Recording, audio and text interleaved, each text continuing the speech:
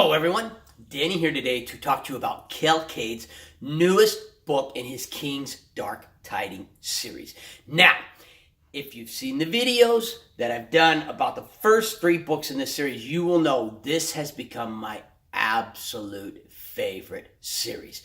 And as always happens when you get that amazing new series and you wait and you wait and you wait for the latest book to come out, you're on pins and needles because you're wondering 2 things. One, when will it arrive? Hey, is this thing ever going to get here? And then it finally gets there. And is it going to live up to my expectations? Is this going to be the book where the author lets me down? Or is this going to be the book where the author elevates this series to just a whole new level? Those of you who love Harry Potter, like I love Harry Potter, and were around for the beginning, waiting book to book come out, know what I'm talking about.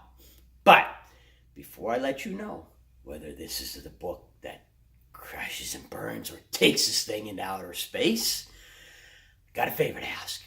If you love audiobooks, books in general, whatever, please subscribe, turn on notifications, join me in my audiobook journey to this book. It's called Kingdoms and Chaos, and the name fits the book. The storyline is about Rezkin, and there might be a few small spoilers here, nothing truly major, about Rezkin. He's still trying to honor and protect his friends. And in doing so, and now his friends have expanded to include the entire kingdom of Ashai. And so he's trying to protect his friends from the Mad King and trying to gain allies. And so he goes into all of these different kingdoms to try to gain allies and ends up through one way or another being made king, and quite literally against his will. He's made king and turned into an emperor. It's done in such a way that all of this happening fits Rezkin. It fits who he is. It fits the storyline.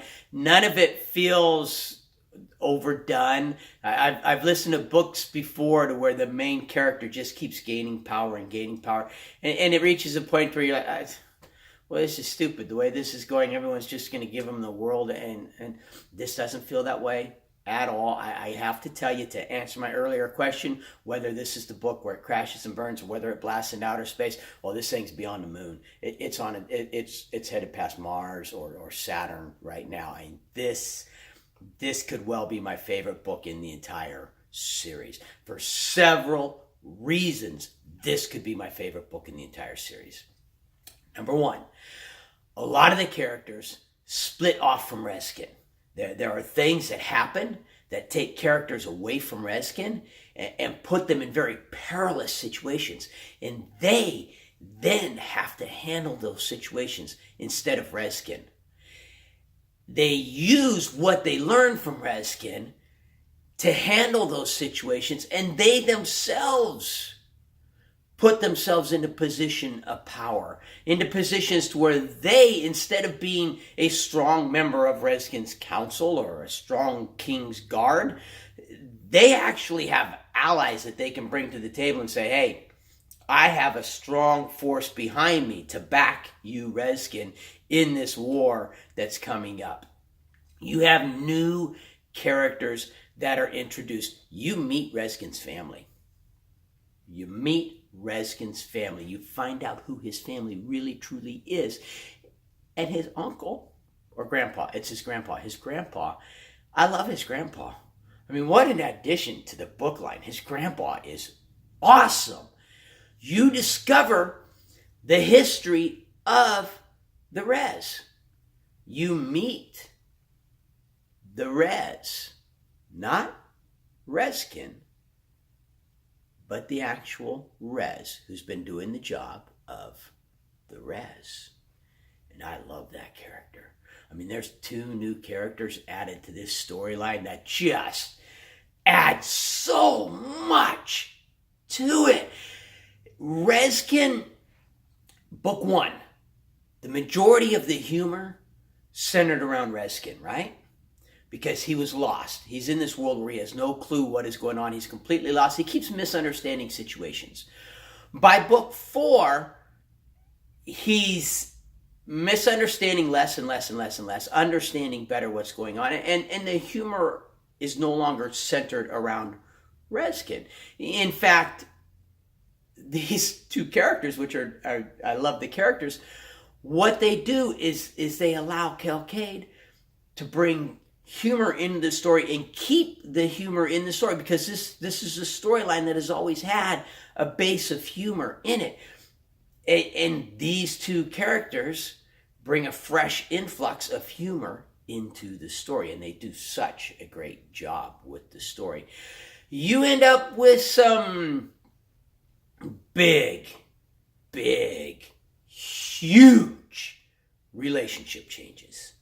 And I don't want to spoil anything about it, but you end up with 2 unexpected weddings, 2 unexpected marriages.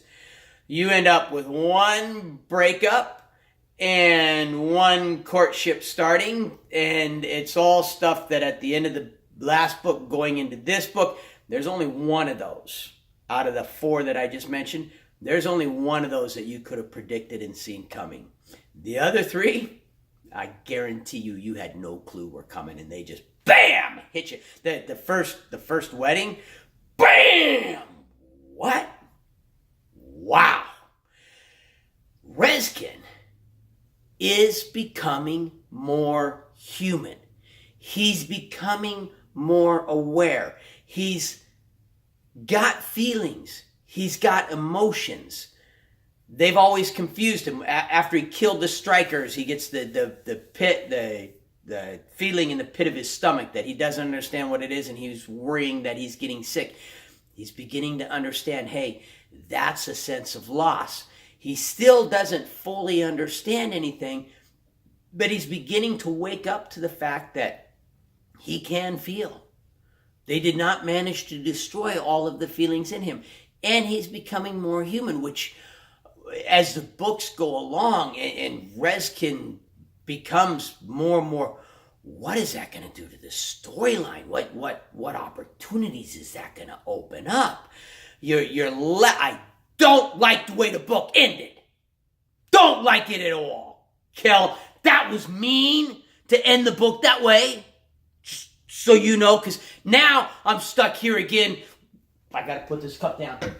I got to wait until you come out with the next book. Oh, that was mean. You'll know what I'm talking about now.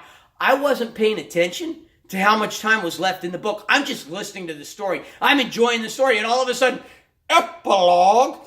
Epilogue? What do you mean, epilogue? You can't end the book here. And they do. Oh, made me mad. And my son and my nephew had both finished the book before me. In fact, my son was going to be in on this video with me. He was just up here and see the house. See the... Yeah, we're getting moved in. We're getting settled. They came up along with my sister and her husband to help us finalize getting moved into the house here. And he had to leave before we had the chance to do the video together. So over the Christmas holidays, what we're going to try to do is we're going to try to get together to either shoot a video where we have a conversation about this book, because we sat in this living room and we talked for 1-2 hours about this. I love the fact that I can have these long conversations. My son calls me up, Dad, I just finished this book, and we talk about the book. Which books I'm listening to now that I finished this book. I'm still listening to The Christmas Train by David Baldacci. I'm still listening to The Charge, and I forgot to write his name down. I apologize. What is that guy's name? I won't remember anyhow. But I'm also starting a new series that my youngest son, Justin, absolutely loved. He loved enough that he's all, Dad, I want to pay for the next book in the series. So he bought the next book in the series. The book is called The Ritualist.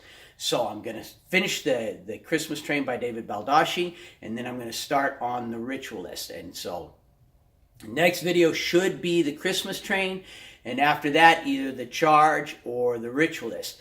When I get together with Justin for Christmas, depending upon whether I finish the Ritualist, we're either going to sit down and record a video of us conversing about this book, Kingdoms and Chaos, or we're going to shoot a joint review of the Ritualist.